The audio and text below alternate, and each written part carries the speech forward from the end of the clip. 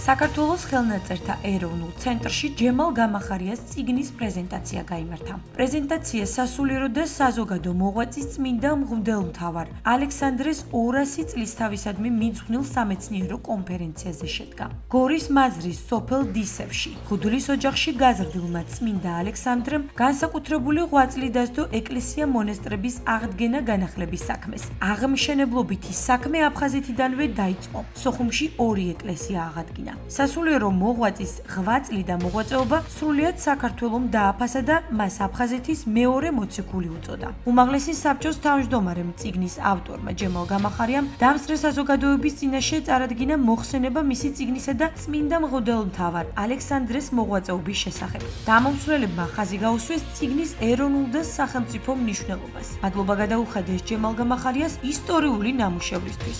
ქვეყნისა და ერის წინაშე მას უზარმაზარი წვლილი მიუძღვის, როგორც მისიონერს და როგორც პედაგოგს და ქველმოქმედს.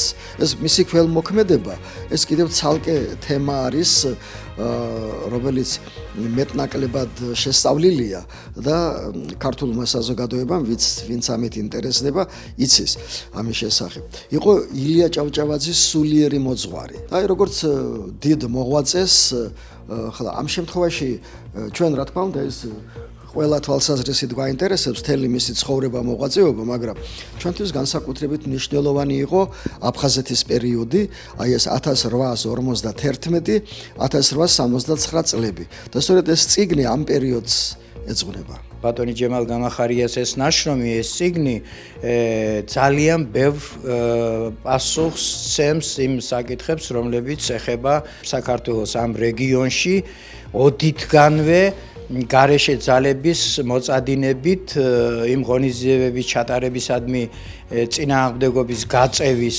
ძალიან დიდ პრაქტიკას, რომლებიც მოწადინებული იყვნენ ეს რეგიონი ჩამოეცილებინა საქართველოსათვის და ამ ბრძოლაში თავისი უდიდესი მნიშვნელობის ისტორიული როლი ითამაშა ალექსანდრე ოქროპირიძემ. სწორედ ეს არის ფაბულა და ასე ვთქვათ ლეიტმოტივი ამ დიდებული სამეცნიერო ნაშრომისა და მე ვფიქრობ, რომ ის ისეთი ტირაჟით არის გამოსვლა, რომ რესპუბლიკის სხვადასხვა ბიბლიოთეკაში და ევროპის სხვადასხვა ბიბლიოთეკებში აუცილებლად თავის ადგილს დაიკავებს.